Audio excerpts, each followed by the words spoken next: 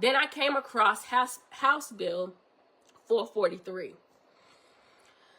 And this one made me think deeply about power, governance, and how people are still being pushed into this constant Republican versus Democrat mindset while larger structural changes are happening around us.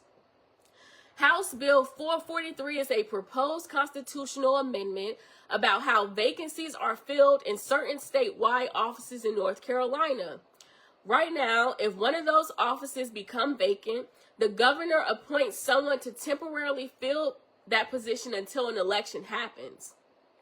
But this bill would change that process. Under the proposal, if the person who left office was elected as part of a political party, then the governor would have to choose a replacement from a list submitted by that same political party.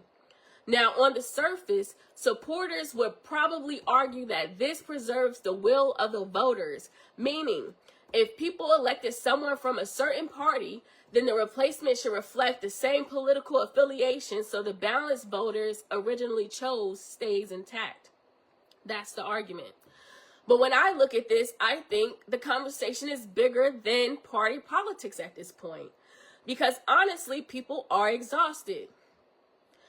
Everything becomes Republican versus Democrat, left versus right, red versus blue. And meanwhile, regular people across all political backgrounds are dealing with rising costs, struggling schools, public safety concerns, economic pressure, healthcare issues, housing instability, and housing instability, infrastructure problems, and distrust in institutions. These are human issues, not partisan issues. So when I read a bill that says replacement candidates should be filtered through political party structures first, one of the questions that comes to my mind is, are we prioritizing party loyalty over simply finding the most qualified person possible? Now, to be fair, this bill is not the same thing as workplace DEI policies. Legally and structurally, those are different conversations, but I understand why people would see a contradiction, because the bill essentially says political affiliation must remain a determining factor in who is eligible to replace someone in office.